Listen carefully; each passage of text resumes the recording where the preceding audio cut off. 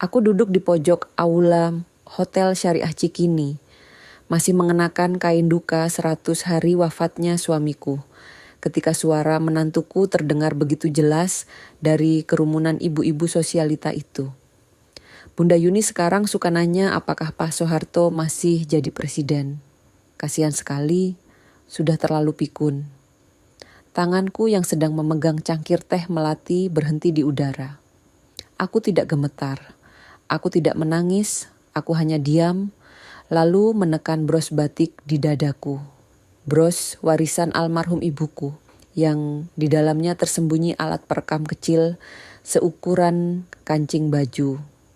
Aula hotel itu mewah, dekorasi batik dengan motif emas menutupi dinding, bunga melati segar disusun rapi di setiap sudut ruangan. Ini adalah acara syukuran 100 hari wafatnya Pak Haji Wirawan, suamiku, tokoh properti ternama dan dermawan yang disegani di Jakarta Selatan. Tamu-tamunya bukan sembarang orang, ada kolega bisnis besar, notaris senior, kerabat dari anggota Dewan Perwakilan Rakyat, ibu-ibu arisan dari kalangan atas Kemang. Semua datang dengan setelan rapi dan senyum sopan. Di depan mereka semua, Mas Galih dan Dita tampil sebagai tuan rumah yang sempurna. Anakku itu mengenakan baju koko hitam dengan sarung tenun, berdiri tegap sambil menyapa para tamu dengan sikap berwibawa. Dita, istrinya, mengenakan gamis abu-abu dengan jilbab satin yang dikonde rapi. Mereka terlihat seperti pasangan yang penuh kasih tuing yang dengan tulus merawat ibu tua yang rapuh. Tapi aku tahu apa yang sebenarnya terjadi. Aku memang duduk di kursi roda. Aku memang mengenakan kebaya abu-abu gelap dan jilbab satin berwarna krem, terlihat lemah secara fisik. Tapi otakku masih tajam seperti pisau yang baru diasah. Aku masih ingat setiap pasal undang-undang yang pernah kubaca selama puluhan tahun menjadi hakim di Mahkamah Tinggi DKI Jakarta.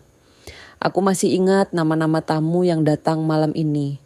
Aku bahkan masih ingat nomor rekening Yayasan Pendidikan yang kudirikan bersama almarhum suamiku. Lalu kenapa Dita berani bilang aku pikun? Mataku mengikuti gerakannya. Dia sedang berdiri di tengah kelompok ibu-ibu yang mengenakan perhiasan mahal dan tas bermerek. Suaranya lembut, penuh empati palsu. Bunda Yuni memang sudah jarang bisa diajak ngobrol serius lagi. Kadang beliau bertanya hal-hal yang aneh. Kemarin beliau nanya apakah Pak Harto masih hidup. Kami hanya bisa sabar dan ikhlas merawat beliau. Beberapa ibu mengangguk sambil menatapku dengan tatapan iba. Ada yang menghela napas panjang. Ada yang membisikkan sesuatu ke temannya. Tidak ada yang tertawa keras karena mereka terlalu sopan untuk itu. Tapi aku tahu, aku bisa membaca ekspresi mereka.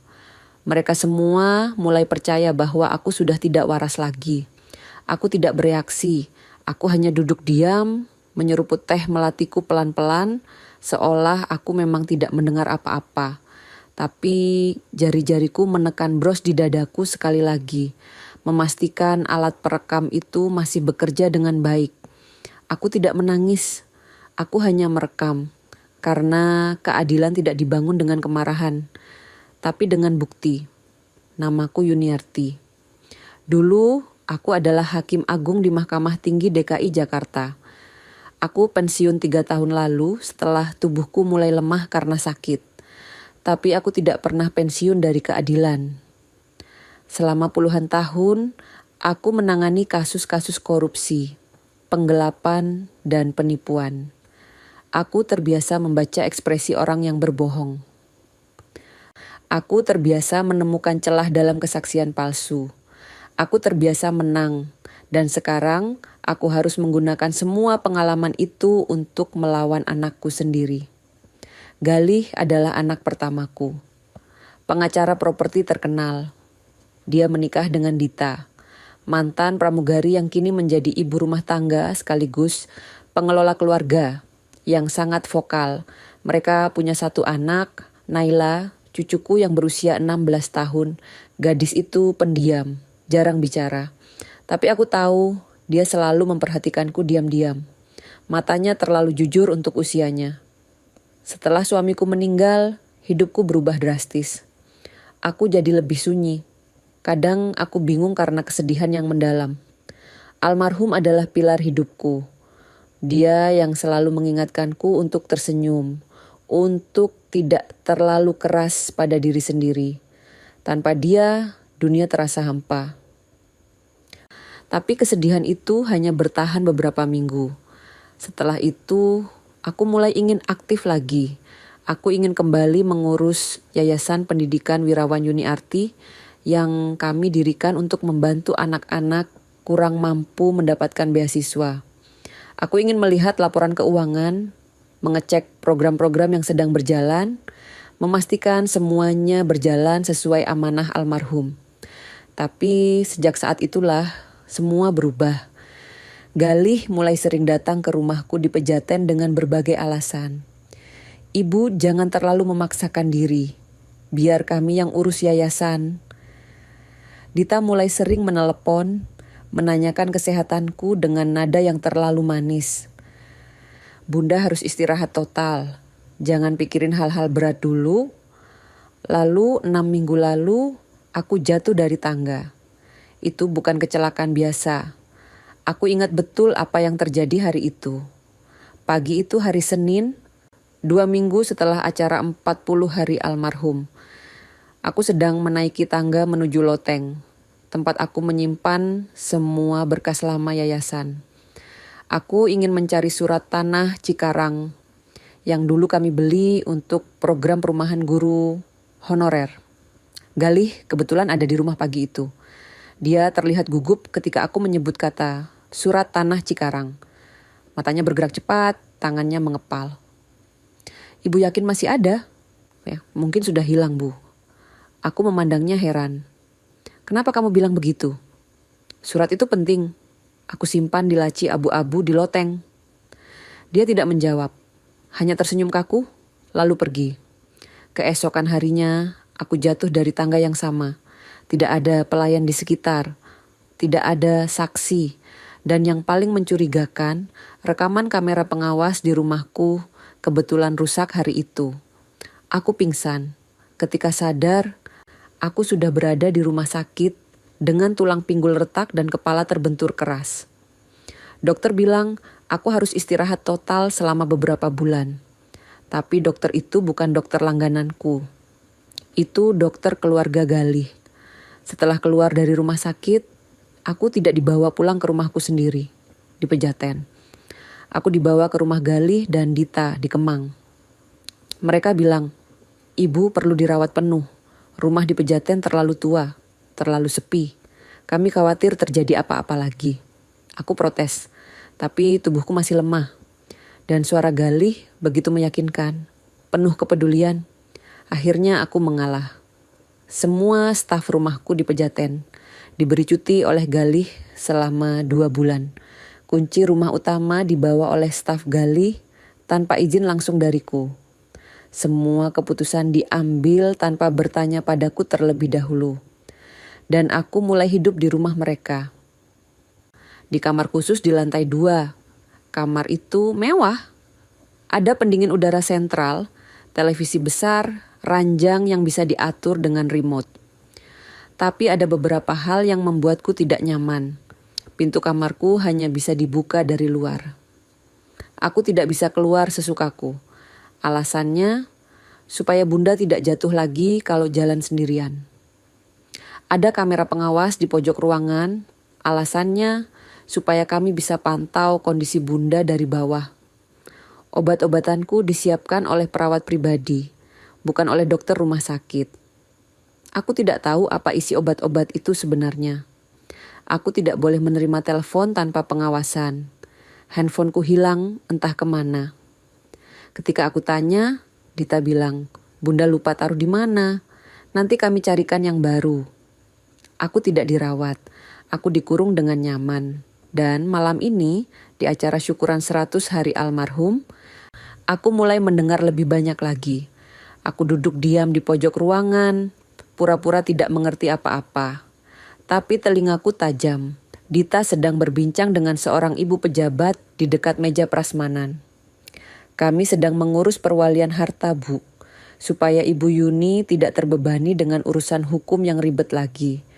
Beliau kan sudah tua, kasihan kalau harus mikirin hal-hal berat. Perwalian harta? Aku tidak pernah setuju untuk itu. Di sudut lain, Galih sedang menjelaskan sesuatu pada notaris senior yang dulu menjadi rekanku. Ibu sudah tidak ingat prosedur hukum lagi, Pak. Jadi kami akan bantu proses percepatan kuasa keluarga supaya yayasan tetap berjalan lancar. Kuasa keluarga? Aku tidak pernah menandatangani surat kuasa apapun. Aku mulai mengerti, mereka bukan hanya ingin mengatur hidupku. Mereka sedang merampas segalanya. Pelan-pelan, rapi, dengan senyuman sopan dan alasan yang terdengar mulia. Aku menatap ke arah Galih, anak yang dulu kubesarkan dengan penuh cinta. Anak yang kuliah hukum karena aku yang menyemangatinya. Anak yang dulu bilang ingin jadi seperti ibunya, jadi pembela keadilan.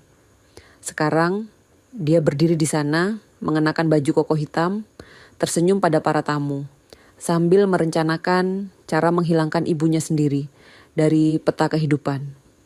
Dan aku hanya duduk diam, mencatat semuanya dalam ingatan. Karena aku tahu, kemarahan tanpa bukti hanya akan membuatku terlihat seperti nenek tua yang emosional dan tidak stabil. Tapi bukti akan membuat mereka semua berlutut di depan meja hijau pengadilan. Acara syukuran berakhir larut malam. Aku dibawa pulang ke rumah Galih dalam mobil mewah, dengan kursi roda yang didorong oleh sopir pribadi. Dita duduk di sampingku, tersenyum lembut sambil memegang tanganku. Bunda pasti capek ya, sudah istirahat saja. Aku hanya mengangguk pelan. Sampai di rumah, aku dibawa kembali ke kamarku di lantai 2. Pintu ditutup dari luar. Lampu kamar mati, hanya lampu tidur kecil yang menyala redup. Aku berbaring di ranjang, menatap langit-langit kamar yang putih bersih. Dan saat itu, aku mendengar suara Galih di telepon. Suaranya terdengar dari celah ventilasi udara yang terhubung dengan ruang kerjanya di bawah. Kalau bisa, kita ajukan permohonan kuasa penuh dalam 2 bulan. Sebelum audit yayasan keluar. Tanganku meremas selimut erat-erat. Napas tercekat di tenggorokan. Tapi aku tidak menangis. Aku tidak berteriak. Aku hanya berbisik pelan dalam kegelapan. Mereka pikir aku pikun. Tapi aku ingat semuanya. Dan aku akan membuat mereka membayar. Aku tidak jatuh karena lantainya licin. Aku jatuh setelah anakku sendiri memintaku untuk tidak membuka kembali berkas yayasan. Itu terjadi pada hari Senin pagi, 2 minggu setelah acara 40 harian almarhum suamiku. Matahari baru saja terbit, udara masih sejuk. Aku bangun lebih pagi dari biasanya karena tidak bisa tidur. Pikiranku penuh dengan yayasan. Aku ingin tahu bagaimana kondisi keuangannya, apakah program beasiswa masih berjalan, apakah ada laporan yang perlu kutandatangani.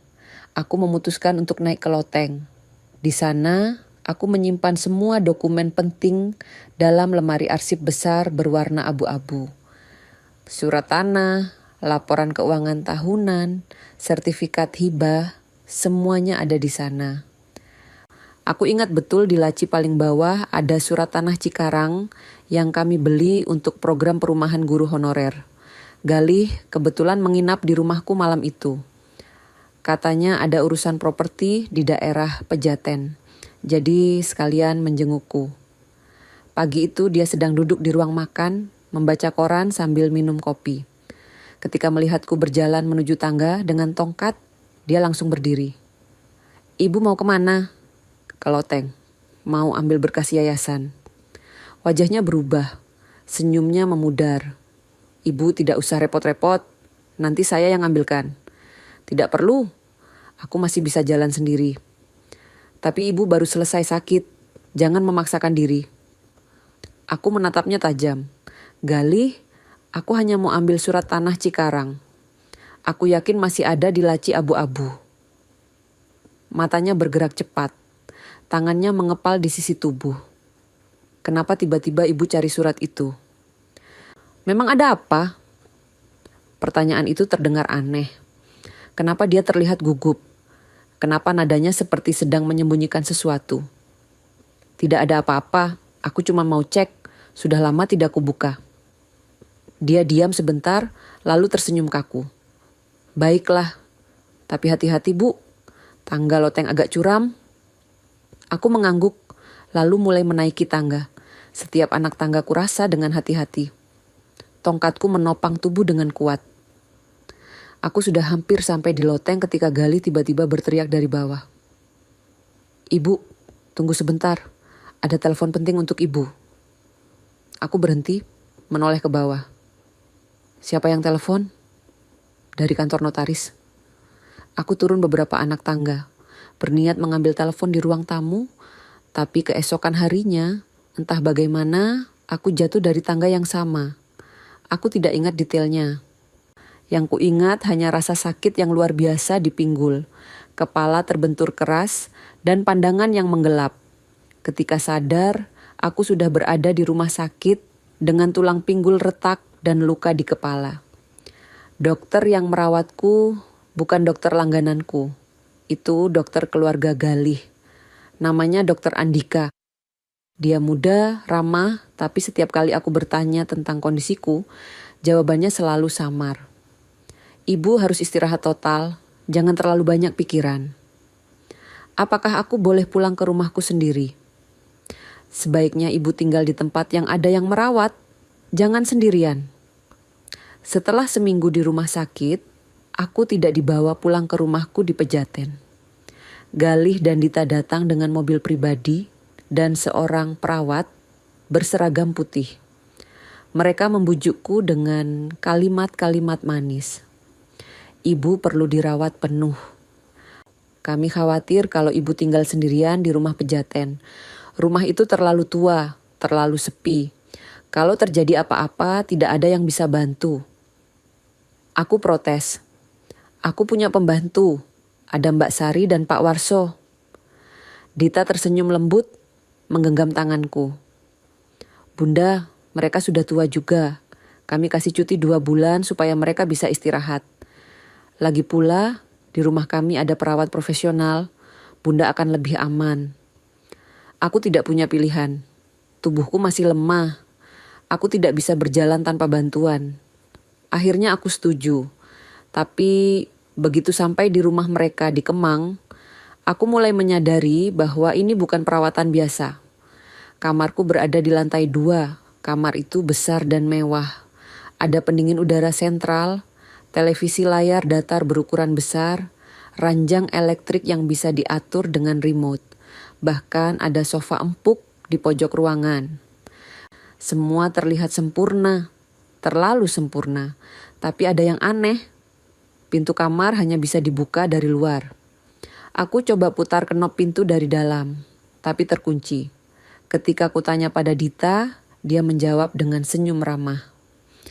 Itu demi keamanan Bunda, supaya Bunda tidak jalan sendirian dan jatuh lagi. Kalau Bunda butuh apa-apa, tinggal pencet bel. Perawat akan langsung datang. Ada kamera pengawas kecil di pojok atas ruangan, tepat di atas lemari. Lampunya menyala merah, menandakan kamera itu aktif 24 jam. Kenapa ada kamera di kamar? Supaya kami bisa pantau kondisi Bunda dari bawah. Kalau Bunda tiba-tiba pingsan atau butuh bantuan, kami langsung tahu. Kedengarannya masuk akal, tapi rasanya tidak nyaman. Aku merasa seperti tawanan yang diawasi setiap saat. Obat-obatanku disiapkan oleh perawat pribadi bernama Suster Retno. Setiap pagi, siang, dan malam dia datang dengan nampan kecil berisi pil-pil berwarna-warni. Aku tidak tahu apa isi obat-obat itu. Setiap kali kutanya, jawabannya selalu sama. Ini obat pereda nyeri, Bu. Ini vitamin, ini obat tidur supaya ibu bisa istirahat. Tapi setelah minum obat itu, aku selalu merasa sangat mengantuk. Kepalaku berat, pikiranku lambat. Kadang aku lupa apa yang baru saja kukatakan, dan itu membuatku takut. Apakah aku benar-benar mulai pikun? Aku tidak diizinkan menerima telepon tanpa pengawasan. Handphoneku hilang, entah kemana. Katanya tertinggal di rumah sakit. Dita berjanji akan membelikan yang baru, tapi sampai berminggu-minggu tidak ada telepon baru yang datang. Ketika ada tamu yang datang menjengukku, aku selalu dibuat mengantuk lebih dulu dengan obat. Ketika tamu itu duduk di sampingku, aku hanya bisa tersenyum lemah, bicara terbata-bata, lalu tertidur. Dan tamu itu pasti pulang dengan pikiran, kasihan Bu Yuni, memang sudah pikun. Tapi malam hari, aku tidak bisa tidur. Obat penghilang nyeri yang seharusnya membuatku nyaman, justru membuatku gelisah. Aku sering terbangun dengan kepala pusing dan tenggorokan kering. Sepertinya obatnya bukan obat penghilang nyeri biasa. Itu obat alergi yang membuat tubuhku bereaksi aneh. Aku mulai curiga, maka aku mulai berpura-pura minum obat. Ketika Suster Retno menyodorkan gelas dan pil, aku memasukkan pil ke mulut, minum air, lalu mengangguk seolah sudah menelan. Tapi sebenarnya aku menyimpan pil itu di bawah lidah. Setelah Suster Retno keluar, aku mengeluarkan pil itu dan menyembunyikannya di lubang kecil di belakang ranjang. Dalam 2 minggu, aku berhasil mengumpulkan lebih dari 20 butir pil. Aku menyimpannya dalam kantong kecil yang kubuat dari kain bekas sarung bantal. Suatu hari nanti, aku akan membawa pil-pil ini ke laboratorium dan memeriksanya. Aku ingin tahu apa yang sebenarnya mereka berikan padaku. Karena tidak minum obat itu lagi, kepalaku mulai jernih. Pikiranku kembali tajam. Aku mulai bisa berpikir dengan logis. Dan aku mulai mengamati. Setiap malam, aku mendengarkan percakapan yang terdengar dari celah ventilasi udara. Ruang kerjaku di lantai 2 terhubung dengan ruang kerja Galih di lantai bawah melalui saluran udara. Suara-suara kadang terdengar samar, tapi cukup jelas untuk kutangkap. Suatu malam, aku mendengar Galih bicara dengan seseorang lewat telepon. Notaris sudah setuju, tinggal tunggu surat pengalihan aset keluar. Paling lambat 2 bulan. Pengalihan aset? Aset apa? Malam lain, aku mendengar Dita berbicara dengan Suster Retno. Dosisnya harus ditambah. Kemarin waktu ada tamu, Bunda terlalu sadar, sampai bisa ngobrol panjang lebar.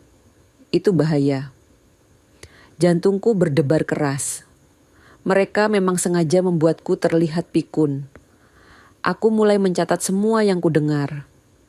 Aku tidak punya kertas, jadi aku menulis di halaman kosong buku tafsir tua yang ada di rak kamarku.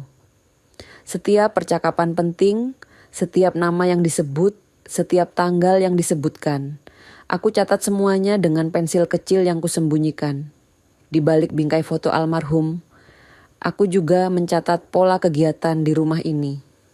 Jam berapa perawat datang, jam berapa Galih pulang kantor, jam berapa Dita pergi arisan. Jam berapa kamera pengawas dibersihkan dan dimatikan sebentar. Aku mencari celah. Aku mencari kesempatan. Dan suatu hari aku menemukannya. Dalam rak buku di sudut kamar, tersembunyi di antara tumpukan buku teka-teki silang lama, aku menemukan sebuah dokumen. Amplop coklat tebal, agak kusam, seperti sudah lama tidak tersentuh. Aku membukanya dengan hati-hati. Di dalamnya ada surat korespondensi internal antara Galih dan seorang notaris bernama Bapak Hendra. Isinya membuatku tercengang. Proses pengalihan kuasa dapat dilakukan tanpa perlu pengesahan dari Ibu Yuniarti secara sadar, mengingat kondisi beliau yang sudah tidak stabil. Di pojok bawah kertas ada catatan tulisan tangan Galih dengan tinta biru. Cek ulang opsi Rumah Sakit Jiwa Cipinang untuk rencana cadangan. Rumah sakit jiwa. Tanganku gemetar. Mereka berencana memasukkanku ke rumah sakit jiwa. Mereka ingin menghilangkan keberadaanku secara resmi. Bukan hanya mengurungku di kamar ini, tapi benar-benar menghapusku dari kehidupan. Ini bukan hanya tentang uang, ini tentang menghilangkan eksistensiku sebagai manusia.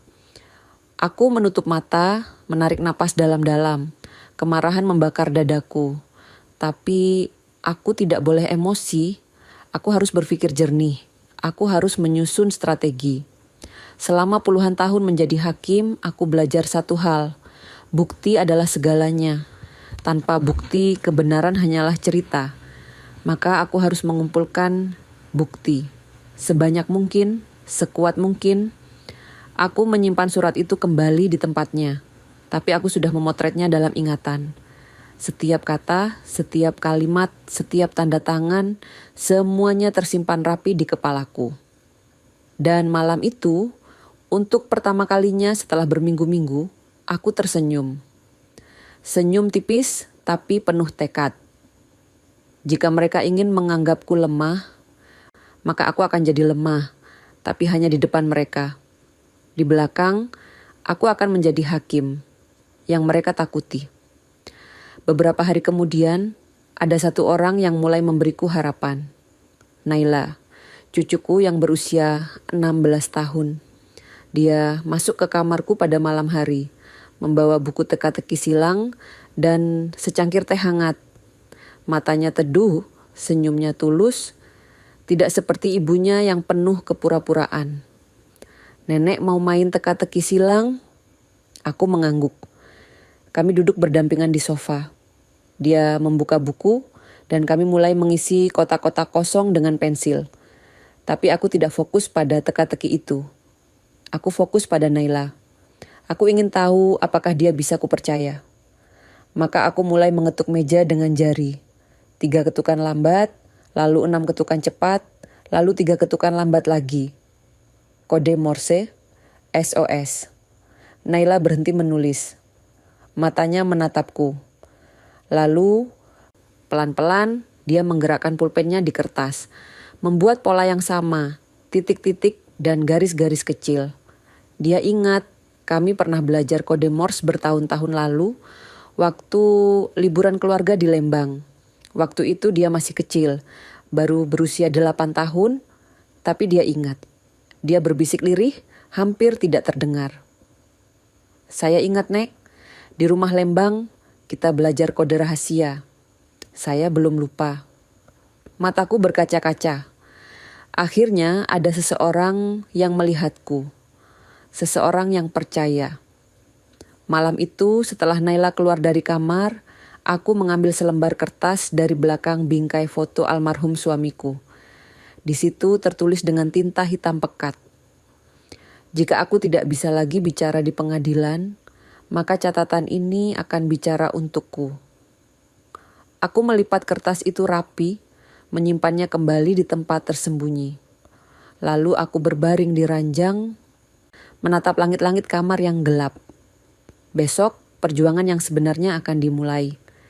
Aku pikir dari seluruh rumah ini hanya satu orang yang benar-benar melihatku sebagai manusia. Bukan beban, bukan aset, bukan barang tua. Seorang gadis 16 tahun, cucuku sendiri, dengan mata yang terlalu jujur untuk usianya. Naila mulai sering datang ke kamarku setelah malam itu. Dia selalu membawa alasan yang berbeda. Kadang buku teka-teki silang, kadang majalah lama, kadang hanya secangkir teh hangat dan sepiring kue kering. Dita tidak curiga karena Naila memang dikenal sebagai cucu yang rajin menemani neneknya. Tapi kami tidak hanya mengobrol biasa. Kami berkomunikasi dengan cara yang tidak bisa dipahami orang lain. Suatu malam, Naila duduk di sampingku sambil membuka buku catatan sekolahnya. Dia berpura-pura membaca, tapi tangannya mengetuk pelan di meja dengan pola tertentu. 3 ketukan pendek, 3 ketukan panjang, 3 ketukan pendek lagi. SOS, aku membalas dengan gerakan jari di atas selimut. 4 ketukan pendek, Satu ketukan panjang. Huruf H, bantuan. Kami belajar berkomunikasi seperti ini selama berminggu-minggu. Setiap malam kami saling bertukar kode. Kadang dengan ketukan, kadang dengan gerakan pulpen di kertas, kadang dengan kedipan mata. Perlahan, kami membangun bahasa rahasia kami sendiri. Suatu malam, setelah memastikan pintu tertutup rapat dan kamera pengawas tertutup oleh handuk yang sengaja dijatuhkan Naila, dia berbisik padaku, "Nenek, aku tahu ada yang salah. Rumah ini tenang, tapi rasanya kosong, seperti ada yang disembunyikan." Aku menatapnya dalam-dalam. Matanya berkaca-kaca, tangannya gemetar sedikit. Dia ketakutan, tapi dia berani. "Kamu mau bantu nenek?" Dia mengangguk tanpa ragu. "Apapun yang nenek butuhkan." Aku mengambil tangannya, menggenggamnya erat. "Nenek butuh kamu jadi mata dan telinga nenek di luar kamar ini. Tapi kamu harus hati-hati, jangan sampai mereka curiga." Aku mengerti. "Dan satu lagi, kamu harus percaya pada nenek. Apapun yang terjadi, nenek tidak pikun. Nenek masih ingat semuanya." Naila tersenyum tipis, lalu berbisik, "Aku tahu, Nek. Aku selalu tahu." Sejak malam itu, Naila menjadi mata dan telingaku. Aku mulai memberikan tugas-tugas kecil padanya untuk menguji kesetiaannya. Tugas pertama, ambil koran pagi sebelum ayahnya membacanya, dan sisipkan halaman keuangan di bawah bantalku tanpa ketahuan. Naila melakukannya dengan sempurna. Keesokan paginya, aku menemukan halaman keuangan koran terlipat rapi di bawah bantalku. Di halaman itu, ada berita tentang pengalihan aset Yayasan Pendidikan Besar-besaran di Jakarta Selatan. Aku membacanya dengan teliti, mencatat setiap detail. Tugas kedua, sampaikan pesan tidak langsung ke pembantu rumah lama lewat sekolah. Naila berhasil menemui Mbak Sari di pasar dekat sekolahnya. Dia menyampaikan pesan dariku tanpa menyebut namaku secara langsung. Nenek bilang, "Jangan khawatir, semuanya akan baik-baik saja. Dan tolong simpan baik-baik kunci lemari arsip di loteng." Mbak Sari mengerti, dia tahu ada yang tidak beres. Tugas ketiga, atur waktu televisi supaya Dita mengira aku hanya menonton sinetron sore. Naila mengatur jadwal televisi di kamarku supaya setiap sore channelnya otomatis pindah ke saluran sinetron. Dita yang sesekali mengintip dari kamera pengawas akan mengira aku hanya duduk diam menonton acara ringan. Padahal sebenarnya aku sedang mencatat semua yang kudengar dari ventilasi udara dan menyusun strategi. Naila lulus semua ujian tanpa bertanya berlebihan. Dia tidak perlu tahu semua detailnya. Dia hanya perlu tahu satu hal, aku tidak salah. Suatu sore, saat sedang berpura-pura membaca majalah, aku menemukan sesuatu yang mengejutkan. Di dalam rak buku tua di sudut kamar, tersembunyi di antara tumpukan buku teka-teki silang tahun 2010, ada sebuah dokumen yang terlipat rapi. Aku membukanya dengan hati-hati. Tanganku gemetar saat membaca isinya. Ini adalah surat korespondensi internal antara Galih dan notaris. Isinya sangat jelas dan sangat mengerikan.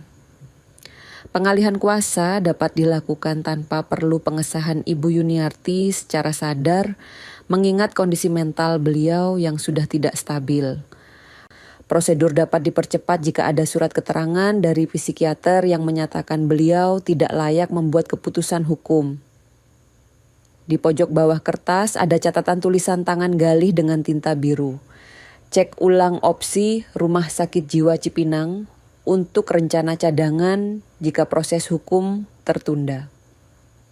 Aku membaca kalimat itu berkali-kali. Rumah Sakit Jiwa Cipinang. Mereka berencana memasukkanku ke sana jika rencananya tidak berjalan mulus. Mereka ingin menghilangkanku secara resmi.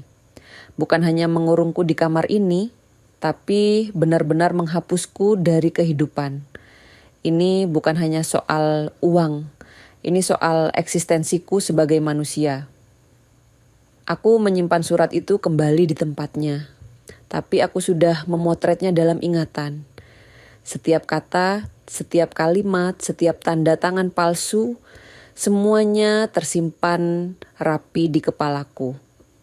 Malam itu, setelah Naila datang lagi, aku menceritakan semuanya padanya. Aku tunjukkan surat itu. Matanya membesar, wajahnya pucat. Mereka mau masukkan nenek ke rumah sakit jiwa. Aku mengangguk. Kalau rencana mereka berjalan lancar, nenek akan hilang dari dunia ini. Tidak ada yang akan percaya pada nenek lagi. Naila menangis. Air matanya jatuh deras, tangannya menutupi mulut supaya tidak terdengar. Kenapa papa dan mama bisa sekejam ini? Aku mengusap kepalanya lembut. Karena uang, nak. Uang bisa mengubah manusia. Dia mengangkat wajahnya, menatapku dengan mata merah. Aku akan bantu nenek, apapun caranya. Sejak saat itu, kami mulai bekerja lebih serius. Kami tidak hanya berkomunikasi dengan kode Morse, kami mulai mengumpulkan bukti. Naila berhasil mengambil tablet sekolahnya dan menyelundupkannya ke kamarku. Tablet itu sudah diatur dengan akun palsu yang tidak bisa dilacak. Aku bisa mengirim pesan keluar tanpa ketahuan. Orang pertama yang kuhubungi adalah Bu Marni. Dia adalah mantan panitera yang pernah bekerja denganku di Mahkamah Tinggi. Kami sudah berteman selama puluhan tahun. Dia pensiun beberapa tahun sebelumku, tapi kami masih sesekali berkomunikasi. Aku mengirim pesan singkat padanya lewat surel dengan kode yang hanya kami berdua yang mengerti. Kasus 67R, bukti disabotase. Saluran aman dibutuhkan. Kasus 67R adalah kasus korupsi besar yang pernah kami tangani bersama 20 tahun lalu. Itu kode rahasia kami. Jika aku menyebut kode itu, artinya aku dalam bahaya besar dan butuh bantuan segera. Balasan dari Bu Marni datang 2 hari kemudian. Aktifkan langkah kedua. Butuh bukti asli wasiat dan mutasi dana. Aku akan cari jalan masuk. Aku tersenyum lega. Bu Marni mengerti. Dia akan membantuku. Tapi aku masih butuh bukti fisik. Bukti digital saja tidak cukup. Aku butuh dokumen asli, tanda tangan asli, rekaman asli. Maka aku mulai menyusun rencana. Naila berhasil mengalihkan perhatian Dita suatu sore dengan berpura-pura sakit perut. Sementara Dita panik mencari obat, Naila menyelinap ke ruang kerja ayahnya dan mengambil stik penyimpanan data dari laci meja kerja. Dia menyembunyikannya di saku celana, lalu kembali ke kamar dengan wajah pura-pura meringis kesakitan. Malam itu kami membuka stik penyimpanan data itu di tablet. Isinya membuat jantungku berhenti sedetik. Ada puluhan berkas di dalamnya. Surat pernyataan mental tidak stabil dengan tanda tanganku yang dipalsukan. Grafik arus dana yayasan yang dialihkan ke rekening di Singapura. Berkas memo internal dengan judul Urgensi Percepatan Pengurangan Kewenangan Ibu. Semuanya ada di sana, bukti lengkap tentang rencana mereka. Kami menyalin semua berkas itu ke tablet, lalu mengirimkannya ke surel palsu yang sudah kami buat. Naila mengembalikan stik penyimpanan data itu ke tempat semula sebelum Galih pulang kantor. Tapi ada satu berkas yang terkunci dengan kata sandi. Judulnya hanya satu kata, Victoria. Kami mencoba berbagai kombinasi, tapi tidak berhasil. Siapa Victoria? Tanya Naila berbisik. Aku berpikir keras. Victoria. Nama itu asing bagiku. Aku tidak kenal siapa Victoria, tapi pasti ada maknanya. Lalu aku teringat sesuatu. Dita pernah bercerita tentang neneknya yang bernama Victoria. Dia meninggal pada bulan Agustus tanggal 21 tahun 2008. Coba ketik Victoria 2108, bisikku. Naila mengetik dengan hati-hati dan berkas itu terbuka. Isinya membuat kami berdua terdiam. Ini adalah rancangan surat kuasa penuh yang akan diajukan ke pengadilan. Di situ tertulis bahwa aku sudah tidak mampu membuat keputusan hukum karena penurunan fungsi kognitif yang parah. Ada lampiran hasil pemeriksaan psikiater palsu yang menyatakan aku mengalami demensia tahap lanjut. Di bagian bawah ada jadwal. Pengajuan permohonan kuasa penuh ke pengadilan. Paling lambat akhir bulan depan sebelum audit yayasan keluar. Mereka terburu-buru. Mereka takut audit yayasan akan mengungkap penggelapan dana. Maka mereka harus melumpuhkanku secepat mungkin. Aku menutup tablet, menarik napas panjang. Naila menatapku dengan wajah penuh kekhawatiran. Nenek, kalau semua ini soal uang, aku masih bisa terima. Tapi mereka ingin nenek hilang. Mereka ingin nenek tidak ada lagi di dunia ini. Aku menggenggam tangannya erat. Makanya kita harus bertindak cepat sebelum mereka benar-benar menghilangkan nenek. Malam itu, setelah Naila keluar dari kamar, aku duduk sendirian di kegelapan. Aku membuka laci kecil di bawah tempat tidur dan mengambil sebuah catatan kode lama yang kusimpan di sana. Catatan itu adalah daftar kontak penting yang pernah bekerja denganku. Nama-nama hakim, jaksa, pengacara, wartawan hukum, aktivis hak asasi manusia. Mereka semua teman-teman lama yang pernah kupercaya. Aku melingkari satu nama, Bu Siti Aminah, Ketua Komisi Nasional Hak Asasi Manusia untuk Perlindungan Lansia. Kami pernah bekerja sama dalam beberapa kasus. Dia orang yang tepat untuk dihubungi. Keesokan harinya, aku mengirim pesan padanya lewat surel. Pesannya singkat tapi jelas. Saya Yuniarti, mantan hakim Mahkamah Tinggi. Saya dalam bahaya. Anak kandung saya mencoba menghilangkan saya secara hukum untuk mengambil alih aset yayasan. Saya butuh bantuan segera. Ini bukan lelucon. Balasan datang 2 hari kemudian. Ibu Yuni, saya ingat Ibu, kirimkan semua bukti yang Ibu punya. Saya akan koordinasi dengan Kejaksaan Negeri. Bertahanlah. Aku menangis saat membaca pesan itu. Bukan karena sedih, tapi karena lega. Akhirnya ada seseorang di luar sana yang percaya padaku. Tapi perjuangan belum selesai. Aku masih butuh satu bukti penting. Bukti yang paling kuat. Surat wasiat asli almarhum suamiku. Surat itu disimpan di berangkas rahasia di ruang kerja almarhum. Berangkas itu tersembunyi di balik lukisan Gunung Bromo yang tergantung di dinding. Hanya aku dan almarhum yang tahu kode berangkas itu. Tapi ruang kerja itu sekarang terkunci rapat. Galih mengambil alih ruangan itu setelah almarhum meninggal. Dia bilang ingin merapikan arsip-arsip lama. Tapi aku tahu dia sedang mencari sesuatu. Dia mencari surat wasiat itu. Dan dia belum menemukannya. Karena dia tidak tahu ada berangkas rahasia di balik lukisan. Aku harus mengambil surat itu sebelum dia menemukannya. Tapi bagaimana caranya? Aku tidak bisa keluar dari kamar ini sesukaku. Pintu terkunci dari luar. Kamera mengawasi setiap gerakanku. Maka aku harus menunggu kesempatan yang tepat. Kesempatan ketika listrik padam, kamera mati, dan semua orang lengah. Dan kesempatan itu akan datang. Aku sudah memantau ramalan cuaca selama 3 hari. Badai besar akan datang minggu depan.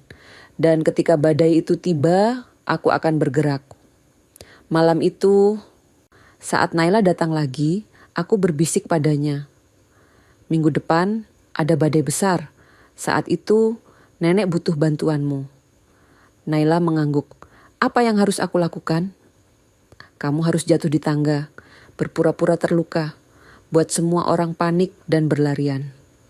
Sementara itu, nenek akan keluar dan mengambil sesuatu yang sangat penting. Dia menatapku dengan mata bulat. Nenek yakin bisa jalan sendirian? Aku tersenyum. Nenek sudah latihan setiap malam, nah. Nenek sudah menghitung setiap langkah dari kamar ini ke ruang kerja almarhum kakekmu. Nenek sudah siap.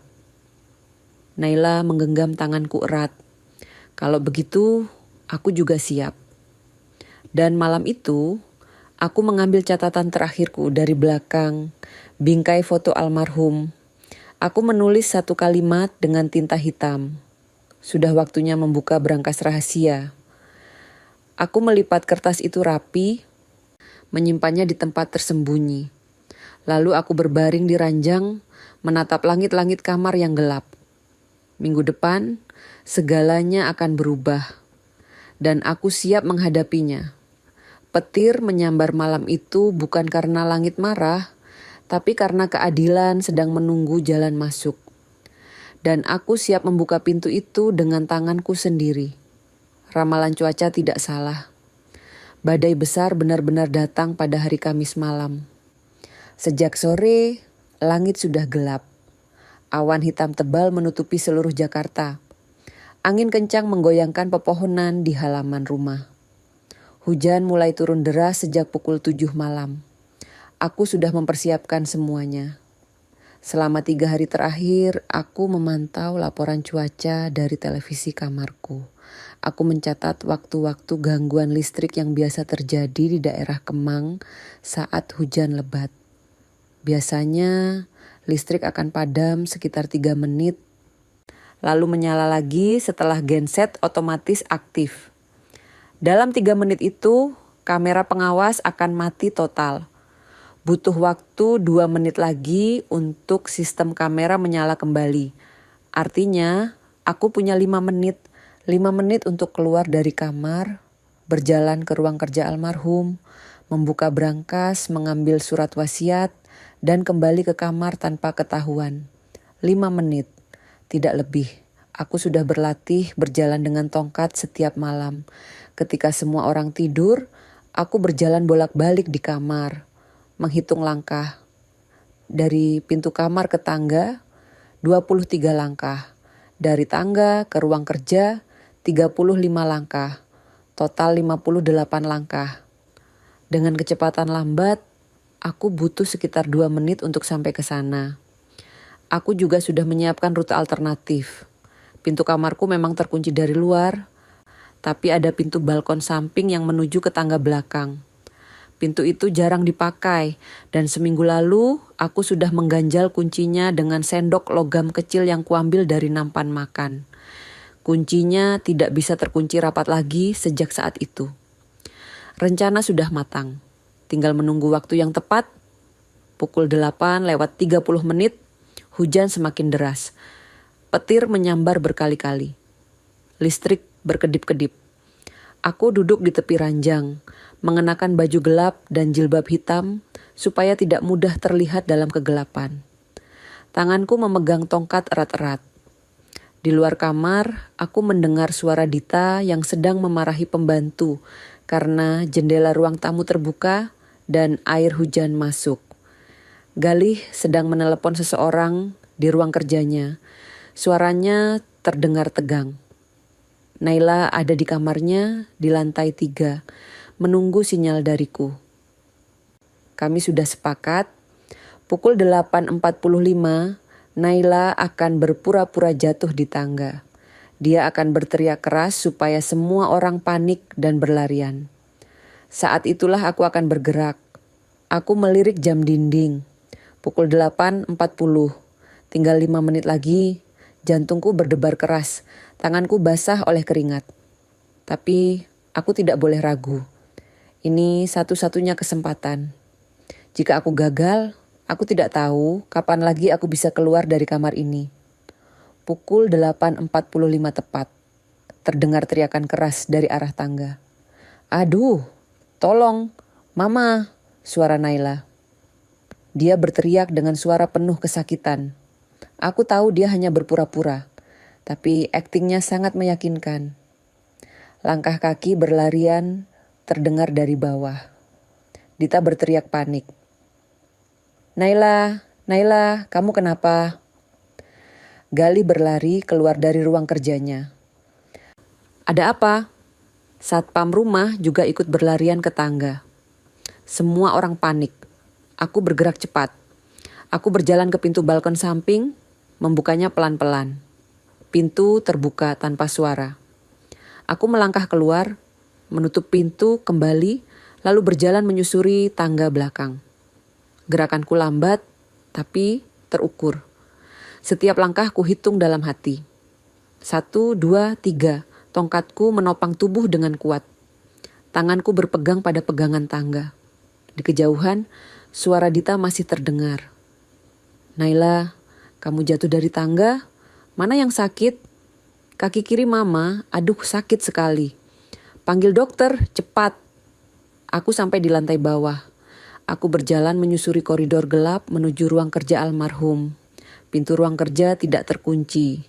Galih pasti terburu-buru keluar tadi saat mendengar Naila berteriak. Aku masuk ke dalam, menutup pintu pelan-pelan. Ruangan itu gelap, hanya diterangi oleh cahaya petir yang sesekali menyambar. Aku berjalan menuju dinding belakang, tempat lukisan Gunung Bromo tergantung. Lukisan itu besar, bingkainya berat. Aku menggesernya pelan-pelan ke samping. Di baliknya ada brankas digital kecil berwarna hitam. Layarnya masih menyala redup dengan tenaga baterai cadangan. Aku menekan tombol-tombol angka dengan jari gemetar. Kode brankas 091163. Tanggal pernikahan kami, 9 Januari tahun 1963. Brankas berbunyi klik pelan. Pintu terbuka. Di dalam brankas ada beberapa dokumen penting, surat wasiat asli almarhum dengan materai dan tanda tangan notaris, surat keterangan bank tentang rekening yayasan, surat pribadi almarhum untukku, ditulis dengan tangan beliau sendiri di atas kertas bergaris. Aku mengambil semuanya, melipat rapi, dan memasukkannya ke dalam saku dalam bajuku. Tapi ada satu hal lagi yang membuatku berhenti. Sebuah foto Galih bersama seorang pria asing berkulit putih, berdiri di depan gedung tinggi dengan papan nama perusahaan properti asing. Mereka berdua tersenyum lebar, berjabat tangan, seperti sedang menutup kesepakatan besar. Aku tidak kenal pria itu, tapi aku tahu ini penting. Aku mengambil foto itu juga, memasukkannya ke saku. Lalu aku mengambil kamera kecil berbentuk gantungan kunci dari sakuku. Kamera ini pemberian Naila, dibeli dengan uang tabungannya sendiri. Aku memotret semua dokumen yang tersisa di brankas. Setiap halaman, setiap tanda tangan, setiap stempel.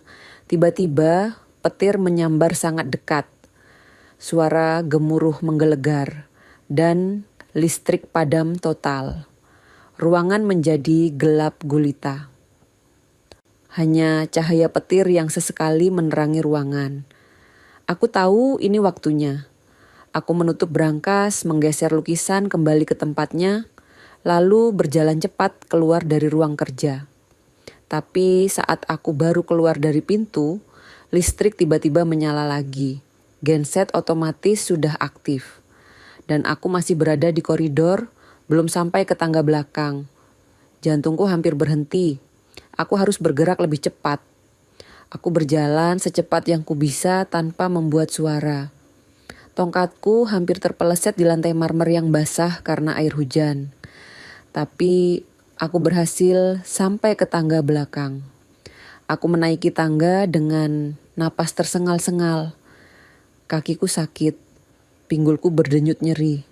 Tapi aku tidak boleh berhenti. Sampai di lantai 2, aku berjalan menyusuri koridor menuju pintu balkon kamarku. Aku membuka pintu, masuk ke dalam, lalu menutupnya rapat-rapat. Aku duduk di tepi ranjang, napas terengah-engah, tanganku gemetar, keringat membasahi wajahku. Tapi aku berhasil.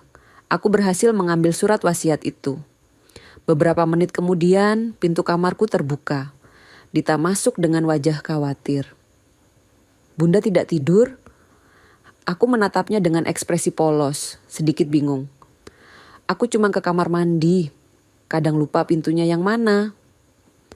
Dita memandangku dengan tatapan mencurigakan. Matanya menyapu seluruh ruangan, mencari sesuatu yang aneh. Tapi aku sudah kembali berbaring di ranjang, menarik selimut sampai dada, berpura-pura kedinginan. Bunda yakin tidak kemana-mana? Kemana aku mau pergi? Aku sudah tua, Dita. Jalan saja susah. Dia diam sebentar, lalu mengangguk pelan. Baiklah, istirahat yang cukup, Bunda. Dia keluar, menutup pintu. Aku mendengar suara kunci diputar dari luar. Aku menunggu sampai suara langkah kakinya menjauh, baru aku mengeluarkan dokumen-dokumen dari sakuku. Aku menyembunyikannya di balik bingkai foto almarhum yang besar, di tempat yang tidak akan pernah dicurigai siapapun. Keesokan paginya, Naila datang ke kamarku dengan wajah pura-pura sedih. Kakinya diperban, tapi dia bisa berjalan normal.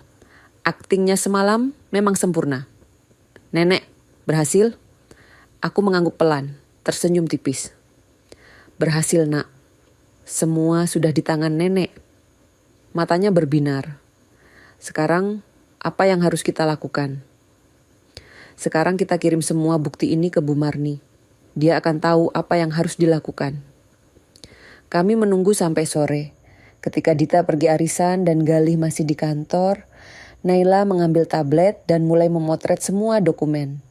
Surat wasiat, surat keterangan bank, surat pribadi almarhum, foto Galih dengan pria asing, semuanya difoto dengan jelas.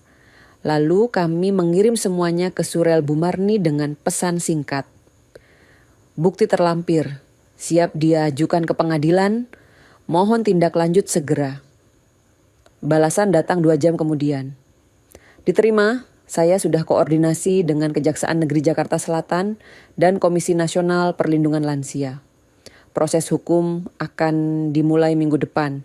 Ibu Yuni, bertahanlah. Keadilan akan segera datang. Aku menutup mata, menarik napas panjang. Akhirnya ada harapan. Tapi perjuangan belum selesai, karena malam itu situasi berubah drastis. Dita datang ke kamarku dengan wajah dingin. Dia tidak tersenyum seperti biasa, matanya tajam, penuh kecurigaan. Bunda, kemarin malam Bunda benar-benar tidak kemana-mana? Aku menatapnya dengan ekspresi bingung. Aku sudah bilang, cuma ke kamar mandi. Tapi ruang pengawas menunjukkan ada gerakan di koridor belakang. Kamera cadangan sempat merekam seseorang lewat di tangga samping. Jantungku berhenti sedetik. Ada kamera cadangan? Aku tidak tahu itu. Tapi aku tidak menunjukkan kepanikan. Aku tetap memasang wajah polos. Mungkin pembantu yang lewat.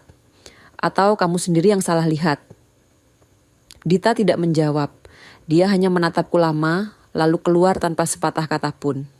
Malam itu, aku tidak bisa tidur. Aku tahu mereka mulai curiga. Aku harus lebih berhati-hati. Dan memang benar, keesokan harinya dosis obatku ditambah.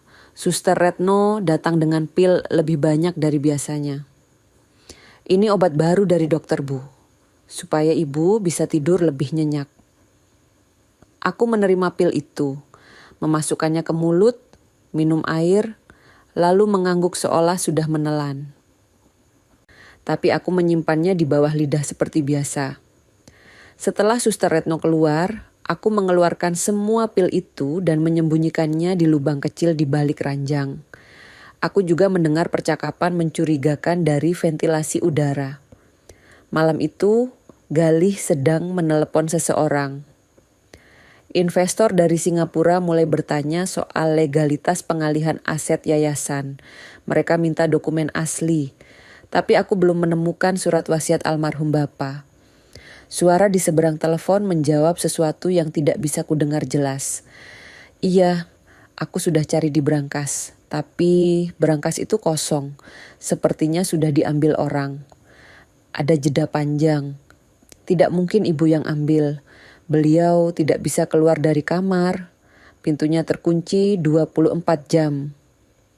Lalu Dita menyela. Suaranya terdengar tajam dan tegang. Tapi kemarin malam ada gerakan di koridor. Kamera cadangan sempat merekam. Aku yakin itu Bunda. Galih diam sebentar. Kalau memang ibu yang ambil, kita harus cepat bertindak. Kita percepat jadwal pemeriksaan kejiwaan.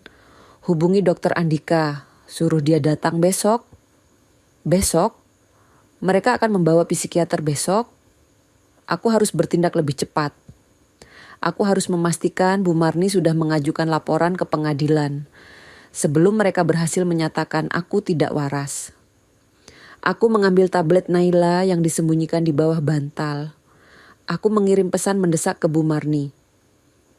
Mereka akan membawa psikiater besok untuk menyatakan aku tidak kompeten secara hukum. Tolong percepat proses pengadilan, ini darurat. Balasan datang setengah jam kemudian. Kita butuh bukti fisik surat asli untuk ajukan permohonan pengadilan. Tanpa surat asli, prosesnya akan lebih lama. Aku menatap layar tablet dengan jantung berdebar. Bukti fisik, surat asli. Aku sudah punya surat asli itu, tersembunyi di balik bingkai foto almarhum. Tapi bagaimana cara menyerahkannya ke Bu Marni tanpa ketahuan? Aku memejamkan mata, berpikir keras, lalu aku punya ide. Naila, aku akan minta Naila membawa surat itu keluar saat dia pergi sekolah. Besok pagi, dia bisa menyerahkannya ke Bu Marni di kantor Komisi Nasional. Aku mengirim pesan pada Naila lewat kode ketukan di dinding. 3 ketukan panjang, 2 ketukan pendek. Artinya, datang ke kamarku malam ini, ada yang penting. Naila datang tengah malam setelah semua orang tidur. Aku berbisik padanya dengan suara sepelan mungkin. Nak, besok pagi kamu harus bawa surat ini ke alamat yang nenek tulis di kertas ini. Serahkan pada Bu Marni, jangan sampai ketahuan siapapun. Naila mengangguk. Dia mengambil amplop berisi surat wasiat asli dan surat-surat penting lainnya. Menyembunyikannya di dalam tas sekolahnya. Aku janji akan sampai, Nek. Aku menggenggam tangannya erat. Hati-hati, Nak. Ini harapan terakhir kita. Dia pergi dengan langkah sangat pelan, membuka dan menutup pintu tanpa suara.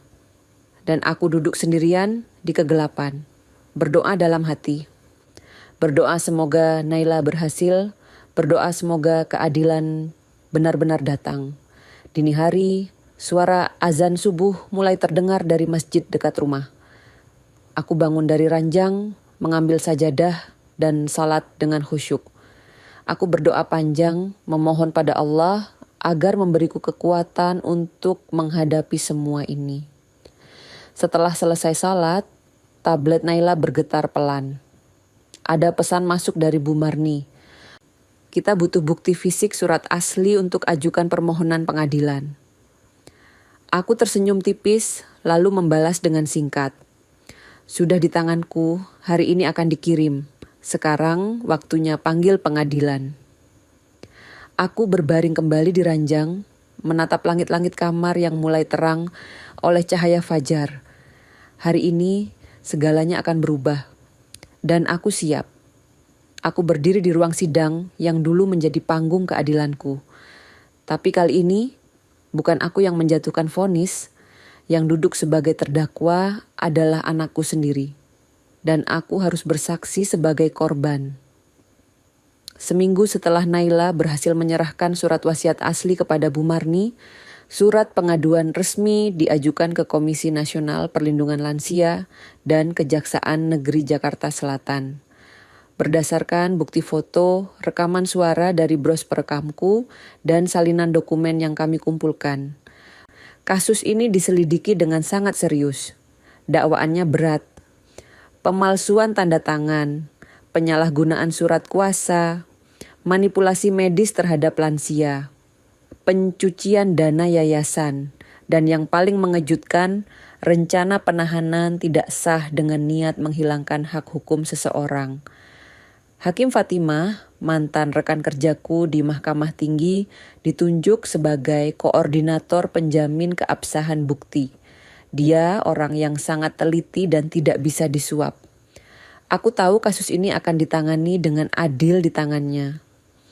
Pemeriksaan awal terhadap Galih dan Dita dilakukan secara tertutup di kantor kejaksaan. Mereka dipanggil untuk dimintai keterangan. Tapi Galih menolak semua tuduhan dengan ekspresi datar dan suara tenang. Ibu salah paham. Kami hanya ingin membantu. Kami khawatir dengan kondisi kesehatan ibu. Semua yang kami lakukan untuk kebaikan ibu. Tapi bukti-bukti yang kami kumpulkan terlalu kuat untuk diabaikan. Maka sidang terbuka dijadwalkan 2 minggu kemudian. Dan hari ini aku datang ke Pengadilan Negeri Jakarta Selatan dengan kursi roda yang didorong oleh Bu Marni. Bukan karena aku tidak bisa berjalan, tapi karena kakiku masih terasa sakit setelah malam itu aku mengambil surat wasiat dari berangkas. Aula sidang penuh sesak. Ada wartawan hukum dari berbagai media, pengamat kasus keluarga, mahasiswa fakultas hukum, bahkan beberapa aktivis hak asasi manusia yang datang untuk menyaksikan sidang ini. Kasus ini menjadi perhatian publik karena melibatkan mantan hakim agung yang dilawan oleh anak kandungnya sendiri. Aku duduk di bangku depan, mengenakan baju hitam yang dulu biasa kupakai saat memimpin sidang.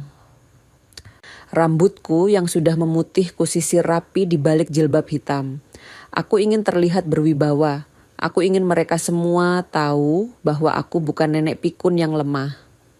Aku adalah Yuniarti, mantan hakim agung yang pernah menangani ratusan kasus korupsi. Galih duduk di kursi terdakwa dengan setelan jas abu-abu. Wajahnya pucat, mata cekung, seperti tidak tidur berhari-hari. Di sampingnya ada pengacaranya, seorang pria muda yang terlihat gugup. Dita duduk di kursi terpisah, juga didampingi pengacara.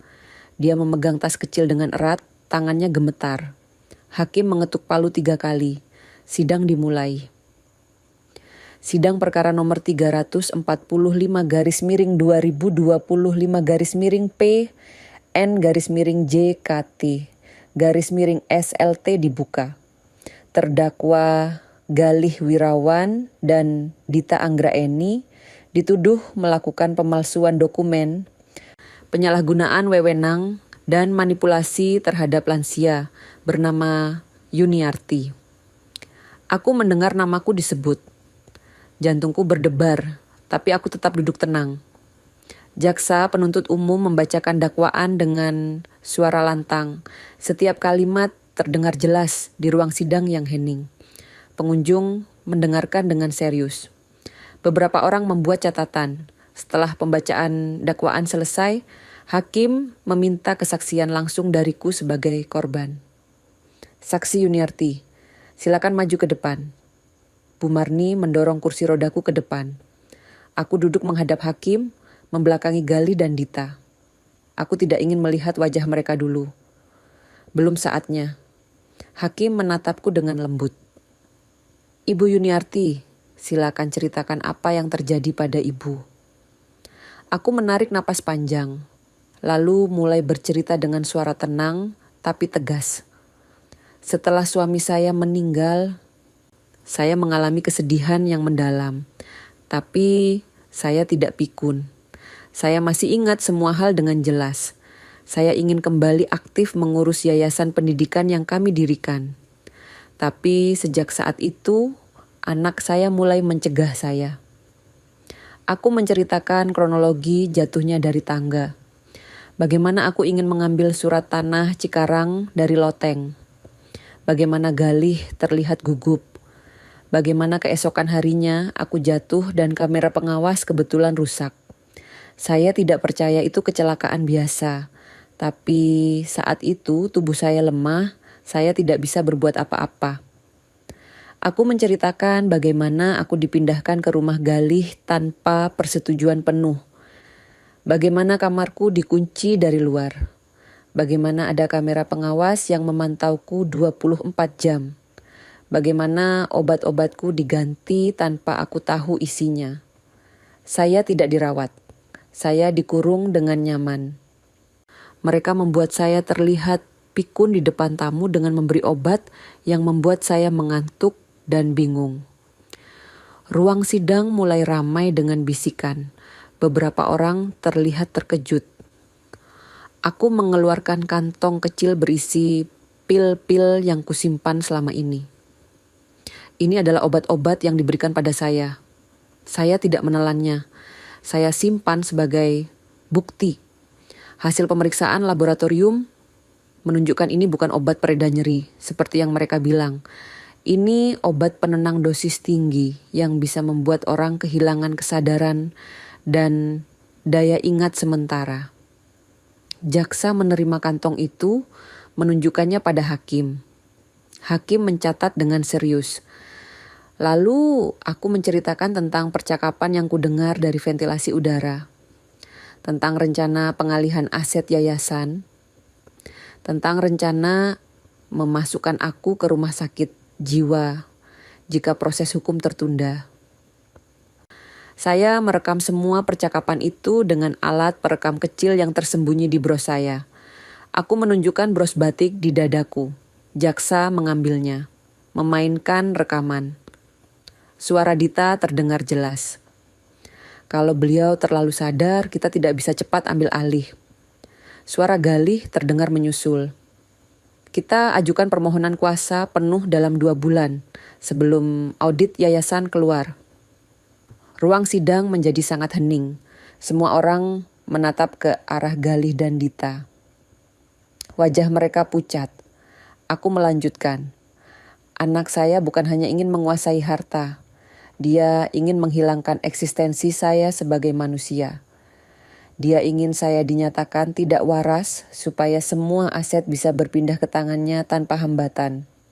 Hakim mengangguk, mencatat semuanya. Apakah ibu memiliki bukti lain? Ada, Yang Mulia. Jaksa mengeluarkan berkas-berkas yang sudah kami kumpulkan. Surat wasiat asli almarhum suamiku. Surat keterangan bank yang menunjukkan mutasi dana yayasan ke rekening pribadi Galih.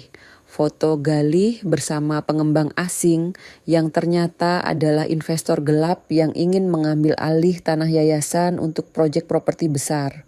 Semua bukti ditampilkan di layar besar. Pengunjung ruang sidang bisa melihat dengan jelas. Ada email antara Galih dan pengembang properti asing yang membahas pembagian keuntungan. Ada draft surat kuasa yang mencantumkan tanda tanganku yang dipalsukan. Ada catatan pengeluaran fiktif yayasan yang sebenarnya masuk ke rekening pribadi Galih. Salah satu dokumen yang paling mengejutkan adalah rencana perawatan permanen di panti lansia.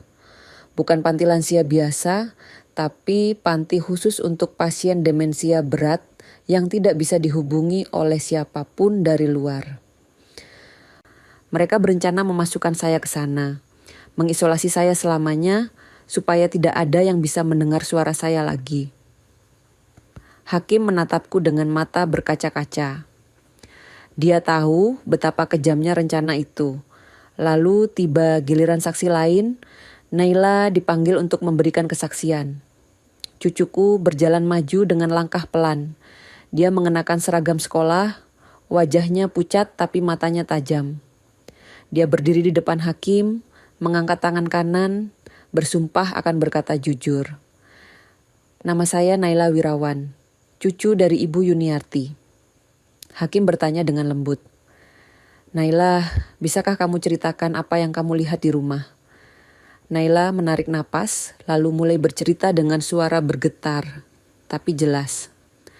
Papa dan Mama sering bilang, nenek sudah pikun, tapi aku tidak pernah melihat nenek lupa siapa aku. Nenek masih ingat semua cerita masa kecilku. Nenek masih bisa main teka-teki silang dengan cepat. Nenek masih bisa menghitung uang dengan tepat. Dia berhenti sebentar, mengusap matanya yang mulai berkaca-kaca. Papa menyuruh aku tidak usah banyak tanya. Mama bilang, nenek cuma beban. Tapi nenek tidak pernah jadi beban. Mereka yang membuat nenek terlihat seperti beban. Suaranya mulai keras, penuh emosi. Aku melihat Mama menambah dosis obat nenek tanpa seizin dokter. Aku mendengar Papa bicara di telepon tentang rencana memasukkan nenek ke rumah sakit jiwa. Aku tidak tahan lagi. makanya aku membantu nenek mengumpulkan bukti. Pengunjung ruang sidang terdiam. Beberapa orang menangis. Ini bukan hanya kasus hukum biasa. Ini adalah pengkhianatan keluarga yang paling menyakitkan. Hakim bertanya lagi, "Kenapa kamu memutuskan untuk membantu nenekmu?" Naila menatap hakim dengan mata merah. "Karena nenek bukan korban, nenek pemenang. Nenek tidak pantas diperlakukan seperti itu. Dan aku tidak mau diam saja melihat orang tuaku menghancurkan nenekku." Dia menoleh ke arah Galih dan Dita, menatap mereka dengan tatapan kecewa yang sangat dalam. "Kalian berdua adalah orang tuaku, tapi kalian melakukan hal yang sangat salah. Dan aku tidak bisa membela kalian." Galih menunduk. Dita mulai menangis. Setelah kesaksian Naila selesai, giliran pemeriksaan silang oleh pengacara terdakwa. Tapi mereka tidak bisa membantah bukti yang sudah sangat jelas. Mereka hanya mencoba meringankan dengan dalih, niat baik, dan kesalahpahaman. Tapi hakim tidak terpengaruh. Hakim Fatimah adalah orang yang sangat tegas dalam menegakkan keadilan. Lalu terjadi sesuatu yang tidak terduga. Di tengah sidang, Dita tiba-tiba berdiri dan berteriak, "Ini semua salah Galih. Dia yang merencanakan semuanya. Saya cuma ikut arahan suami." Galih langsung menatapnya dengan mata melotot. "Apa yang kamu bilang?" "Saya bilang yang sebenarnya. Kamu yang tanda tangani semua dokumen palsu. Kamu yang ngomong sama notaris. Kamu yang bilang kita harus cepat-cepat sebelum audit yayasan keluar." Pengacara Dita mencoba menenangkannya, tapi Dita sudah tidak bisa dikendalikan. Dia mengeluarkan semua yang selama ini dipendamnya. "Kamu juga yang bilang kita harus buat ibu terlihat pikun supaya masyarakat percaya kita merawatnya dengan baik. Kamu yang suruh saya tambah dosis obatnya." Galih berdiri, wajahnya merah. "Kamu juga yang bilang ibu sebaiknya dipindahkan selamanya. Kamu yang cari info tentang panti lansia yang bisa mengisolasi pasien." Hakim mengetuk palu keras. Tertib di ruang sidang. Tapi Galih dan Dita sudah saling tuding. Mereka yang tadinya terlihat kompak, sekarang saling menyalahkan. Dan itu membuat kasus mereka semakin jelas. Terungkap bahwa Dita sudah menyiapkan rekening baru atas namanya sendiri di Malaysia. Dia berencana lari dengan sebagian uang begitu pengalihan aset selesai. Dia tidak berniat berbagi dengan Galih. Galih marah besar mendengar itu. Dia merasa dikhianati oleh istrinya sendiri. Aku hanya duduk diam, menyaksikan semua itu dengan perasaan campur aduk. Sedih, kecewa, tapi juga lega. Akhirnya kebenaran terungkap. Setelah perdebatan panjang, hakim menghentikan sidang untuk hari itu. Tapi sebelum sidang ditutup, hakim membuat keputusan penting. Berdasarkan bukti yang sangat meyakinkan dan adanya potensi penghilangan barang bukti serta pelarian, pengadilan memutuskan untuk menahan kedua terdakwa selama 20 hari untuk pemeriksaan lanjutan. Palu diketuk.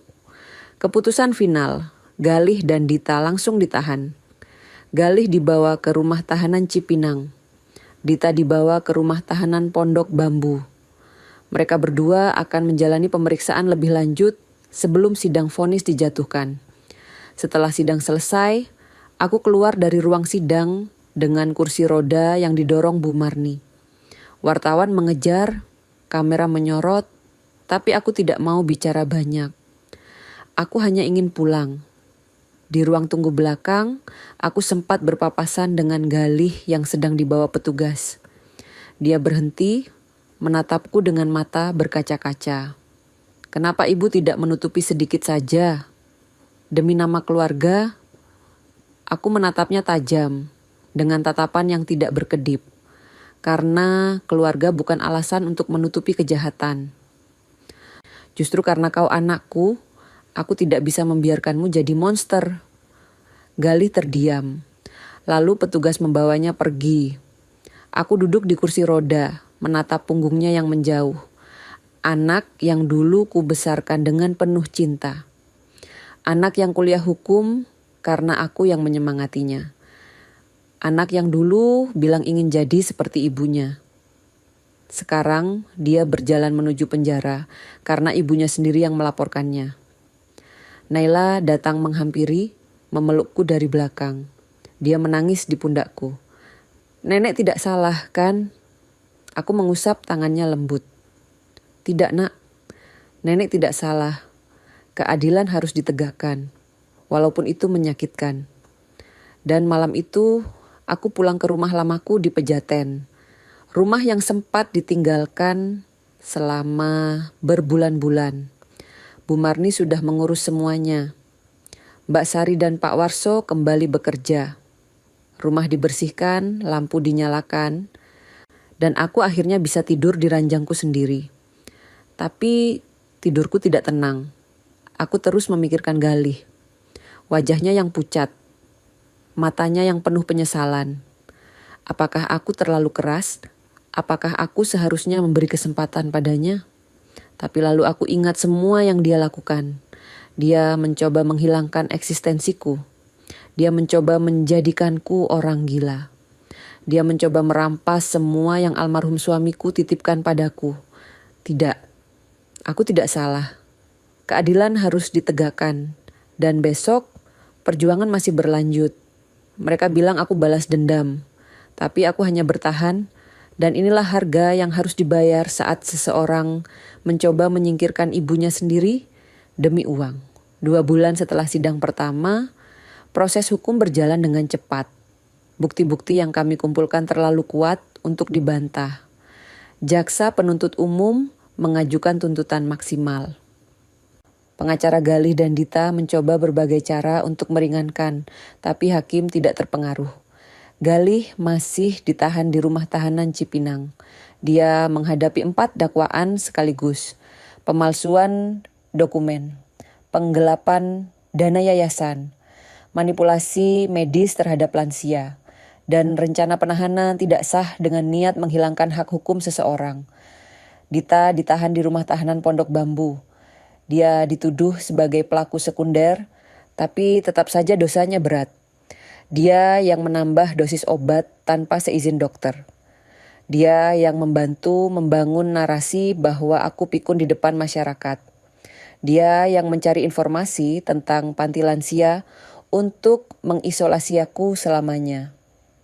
Komisi Nasional Perlindungan Lansia dan Kementerian Hukum dan Hak Asasi Manusia membuat siaran pers resmi tentang kasus ini. Judulnya sangat tegas. Kasus Ibu Yuniarti menjadi rujukan perlindungan hukum bagi lansia dari keluarga sendiri. Kasus ini menjadi perbincangan di mana-mana. Media massa memberitakan secara luas. Grup diskusi di media sosial ramai membahas tentang bahaya pengkhianatan keluarga terhadap orang tua. Banyak orang yang akhirnya berani melaporkan kasus serupa yang mereka alami atau mereka saksikan. Aku tidak pernah membayangkan bahwa perjuanganku akan memberi dampak sebesar ini. Seminggu setelah sidang terakhir, aku mengaktifkan kembali Yayasan Wirawan Yuniarti. Bu Marni setuju menjadi direktur eksekutif. Kami membersihkan semua keuangan yayasan, mengaudit ulang semua laporan, dan menutup semua celah yang bisa disalahgunakan. Kami memberikan beasiswa baru kepada 15 anak dari keluarga kurang mampu. Fokus yayasan tidak hanya pada pendidikan umum, tapi juga pada pendidikan hukum dan perlindungan perempuan serta lansia. Kami ingin memastikan bahwa tidak ada lagi orang tua yang mengalami apa yang aku alami. Naila aktif sebagai relawan muda yayasan. Dia yang mengurus media sosial, menghubungi sekolah-sekolah, dan mengadakan acara penggalangan dana. Meskipun masih berusia 16 tahun, dia sudah menunjukkan jiwa kepemimpinan yang luar biasa. Suatu sore, kami berdua duduk di teras rumah Pejaten, minum teh hangat sambil melihat matahari terbenam. Nenek, apa nenek menyesal melaporkan papa dan mama ke pengadilan? Aku menatap cangkir teh di tanganku. Pertanyaan itu sering muncul di pikiranku sendiri. Apakah aku menyesal? Aku tidak menyesal menegakkan keadilan, Nak. Tapi aku sedih bahwa keadilan harus ditegakkan terhadap anakku sendiri. Naila mengangguk pelan. Aku juga sedih. Tapi aku tahu nenek benar. Kami diam sebentar, menikmati angin sore yang sejuk. Nak, kamu tidak marah pada nenek? Naila menatapku dengan mata tulus. Tidak, Nek. Aku tidak pernah marah. Justru aku bangga pada nenek. Nenek mengajarkan aku bahwa kebenaran harus dipertahankan, bahkan jika itu menyakitkan. Aku menggenggam tangannya erat. Gadis ini adalah alasan kenapa aku bertahan. Dia adalah cahaya di tengah kegelapan yang kualami. Beberapa hari kemudian, surat mulai datang dari Galih. Surat pertama datar, penuh dengan pembenaran diri. Dia masih mencoba menjelaskan bahwa semua yang dilakukannya adalah untuk kebaikan keluarga, bahwa dia hanya ingin melindungi aset agar tidak terbuang sia-sia. Aku tidak membalas surat itu. Aku hanya membacanya, lalu menyimpannya di laci meja kerja. Surat kedua datang sebulan kemudian. Kali ini nadanya lebih lembut. Dia mulai mengakui kesalahannya, meskipun masih setengah hati. Dia menulis bahwa dia menyesal telah menyakitiku, bahwa dia tidak pernah bermaksud menghilangkan eksistensiku. Tapi aku tahu itu tidak sepenuhnya jujur. Bukti-bukti yang kami temukan sangat jelas. Dia memang berniat menghilangkanku dari kehidupan ini. Aku tetap tidak membalas, tapi aku menyimpan semua suratnya. Suatu hari nanti mungkin aku akan membacanya lagi dan mencoba memahami apa yang ada di pikirannya saat dia melakukan semua itu. Aku tidak mau membalas dengan kemarahan, tapi juga belum siap memberi maaf. Itu yang kukatakan pada Bu Marni saat dia bertanya, apakah aku akan memaafkan Galih? Memaafkan butuh waktu, Bu. Dan waktu itu belum tiba. 3 bulan setelah sidang pertama, vonis akhir dijatuhkan. Pengadilan Negeri Jakarta Selatan memutuskan bahwa Galih terbukti bersalah atas semua dakwaan. Dia divonis 5 tahun penjara, ditambah denda 200 juta rupiah dan kewajiban mengembalikan semua dana yayasan yang sudah digelapkan. Dita divonis 3 tahun penjara atas tuduhan manipulasi medis, penahanan tidak sah, dan pelecehan terhadap lansia. Setelah keluar dari penjara, dia harus melakukan kerja sosial di panti lansia selama 1 tahun sebagai bentuk pertanggungjawaban sosial. Aku hadir di sidang vonis itu. Aku duduk di bangku penonton, menyaksikan anakku mendengar vonis dengan wajah pucat dan mata kosong. Dia tidak menangis. Dia hanya menunduk, menerima keputusan hakim dengan pasrah. Saat keluar dari ruang sidang, wartawan mengejarku lagi. Mereka menanyakan perasaanku melihat anakku divonis penjara. Saya sedih. Tapi saya tidak menyesal. Keadilan harus ditegakkan. Tidak peduli siapa pelakunya. Foto Dita mengenakan rompi tahanan berwarna oranye muncul di berbagai media. Wajahnya pucat, rambutnya kusut, matanya sembab. Dia terlihat sangat berbeda dari Dita yang dulu selalu tampil rapi dan anggun. Foto itu menjadi bahan diskusi di media sosial. Ada yang mengasihaninya, ada yang menghujatnya, tapi aku tidak membaca semua komentar itu. Aku tidak mau terbawa emosi oleh pendapat orang lain. 6 bulan setelah vonis dijatuhkan, terjadi sesuatu yang tidak pernah kubayangkan.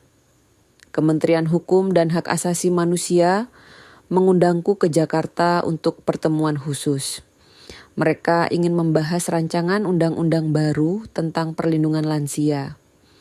Ibu Yuniarti, kasus ibu telah membuka mata banyak pihak tentang bahaya penyalahgunaan yang dilakukan oleh keluarga inti terhadap lansia. Kami ingin membuat undang-undang khusus untuk mencegah hal serupa terjadi lagi. Aku duduk di ruang pertemuan besar itu, dikelilingi oleh para pejabat, anggota Dewan Perwakilan Rakyat, dan aktivis hak asasi manusia. Mereka semua mendengarkan ceritaku dengan serius. Rancangan undang-undang itu akhirnya disahkan setahun kemudian. Nama resminya adalah Undang-Undang Perlindungan Hak Lansia dari Penyalahgunaan Keluarga Inti. Tapi di kalangan masyarakat dan aktivis, undang-undang itu dikenal dengan nama Undang-Undang Yuniarti. Aku tidak pernah meminta namaku diabadikan dalam undang-undang itu, tapi mereka bersikeras. Mereka bilang perjuanganku harus dikenang sebagai simbol keberanian dan keadilan. Undang-undang itu mencakup beberapa hal penting. Prosedur hukum yang lebih ketat untuk surat kuasa lansia, pemeriksaan independen untuk perwalian, sanksi pidana yang lebih berat bagi keluarga yang memanipulasi lansia, dan perlindungan khusus bagi lansia yang melaporkan penyalahgunaan oleh keluarganya sendiri. Aku diundang menjadi pembicara di berbagai seminar hukum nasional. Aku berbagi pengalaman dan memberikan masukan tentang bagaimana melindungi lansia dari pengkhianatan keluarga. Setiap kali berbicara, aku selalu menekankan satu hal. Lansia bukan beban, lansia adalah harta yang harus dijaga, dan keluarga seharusnya menjadi pelindung, bukan predator. Naila pindah secara resmi ke rumah pejatan bersamaku. Orang tuanya tidak keberatan. Mereka tahu Naila lebih bahagia bersamaku. Kami membersihkan kamar lama, mengisinya dengan buku-buku, alat tulis, dan poster-poster motivasi. Naila menjalani pembelajaran jarak jauh dari rumah. Dia merasa lebih bebas dan aman. Dia tidak harus menghadapi tatapan iba atau pertanyaan tidak nyaman dari teman-temannya di sekolah tentang orang tuanya yang masuk penjara. Kami hidup dengan tenang tapi penuh kehormatan. Setiap pagi kami sarapan bersama, setiap sore kami bekerja untuk yayasan, setiap malam kami membaca atau menonton film dokumenter bersama. Hidup tidak sempurna, tapi hidup ini terasa jujur. 2 tahun setelah vonis, Galih mengirim surat lagi. Kali ini suratnya sangat berbeda. Dia menulis dengan jujur tentang penyesalannya. Dia mengakui bahwa dia terbawa oleh keserakahan dan ketakutan. Dia takut kehilangan status sosialnya. Dia takut dianggap gagal sebagai anak dari tokoh besar seperti ayahnya. Ibu, saya tahu saya tidak pantas meminta maaf, tapi saya ingin ibu tahu bahwa saya menyesal. Setiap hari di penjara ini, saya memikirkan apa yang sudah saya lakukan. Saya kehilangan segalanya. Istri, anak, harta, kehormatan. Tapi yang paling menyakitkan adalah saya kehilangan kepercayaan ibu. Aku membaca surat itu berkali-kali. Air mataku jatuh membasahi kertas. Aku sedih, sangat sedih. Tapi aku juga tahu bahwa dia harus merasakan konsekuensi dari perbuatannya.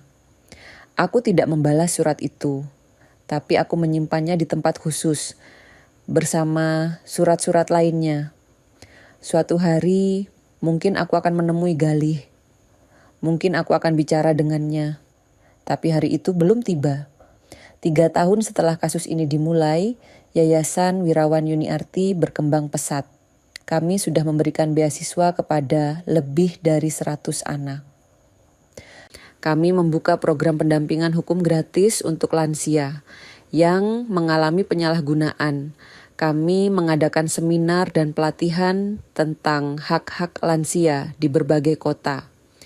Naila lulus sekolah dengan nilai sangat baik. Dia diterima di Fakultas Hukum Universitas terbaik di Jakarta. Dia bilang ingin mengikuti jejak neneknya, menjadi pembela keadilan. Aku ingin memastikan tidak ada lagi nenek-nenek yang harus berjuang sendiri seperti nenek dulu. Aku memeluknya erat. Gadis ini adalah kebanggaanku. Dia adalah bukti bahwa dari kegelapan bisa lahir cahaya yang sangat terang. Suatu sore, saat aku sedang duduk di ruang kerja almarhum suamiku, menatap keluar jendela, aku memikirkan semua yang sudah terjadi. Perjalanan yang panjang dan menyakitkan. Pengkhianatan yang tidak pernah kubayangkan. Perjuangan yang hampir membuatku menyerah. Tapi aku tidak menyerah, aku bertahan, dan aku menang. Di meja kerjaku ada mushaf Al-Quran dan foto keluarga lama. Foto itu diambil 10 tahun lalu saat semua masih bahagia. Saat Galih masih tersenyum tulus. Saat Dita masih terlihat hangat. Saat Naila masih kecil dan polos. Semua sudah berubah sekarang. Tapi aku tidak menyesali apa yang kulakukan. Aku hanya berharap suatu hari nanti kami bisa duduk bersama lagi sebagai keluarga. Bukan keluarga yang sempurna, tapi keluarga yang jujur. Naila masuk ke ruangan membawa 2 cangkir teh hangat. Dia duduk di sampingku, memelukku dari belakang. Nenek bukan korban, nenek pemenang. Aku tersenyum tipis.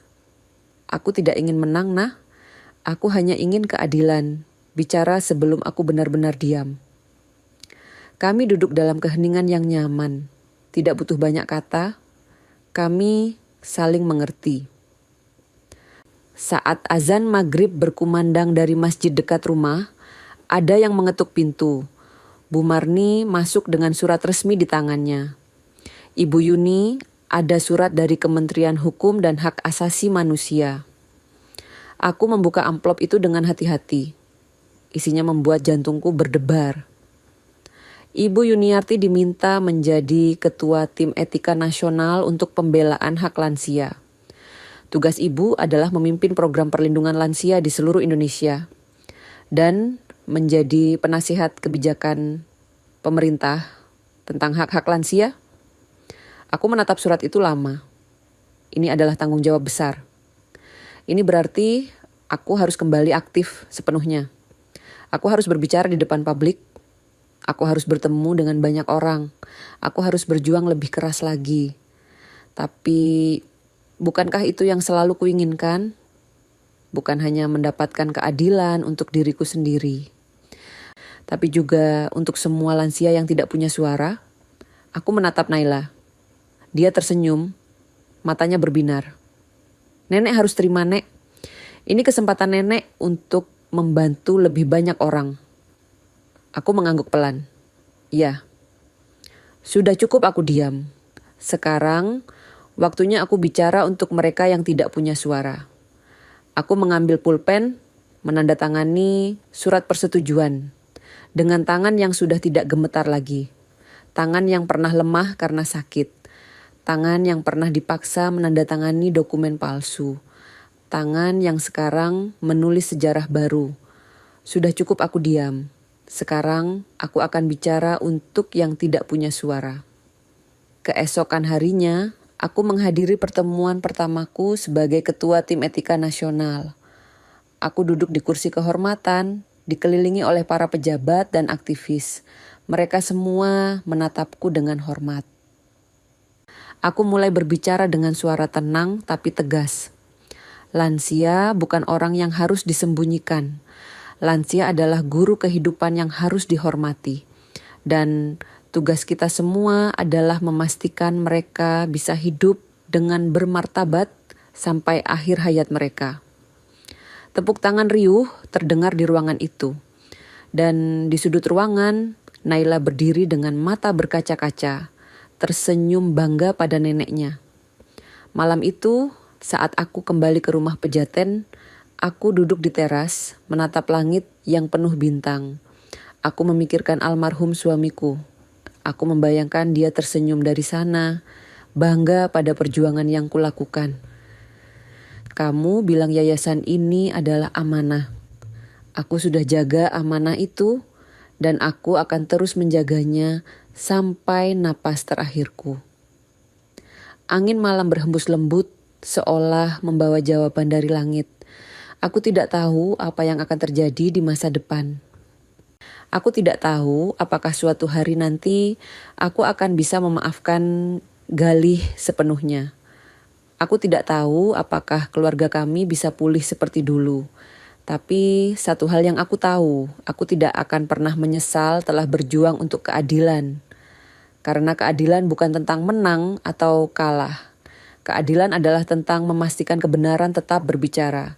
Bahkan ketika semua orang memilih diam. Dan aku, Yuniarti, akan terus berbicara. Untuk diriku, untuk lansia lainnya. Untuk semua orang yang pernah merasa tidak berdaya. Karena suara yang paling lemah pun berhak didengar. Dan aku akan memastikan suara itu terdengar sampai ke ujung negeri ini. Malam itu, aku tidur dengan tenang.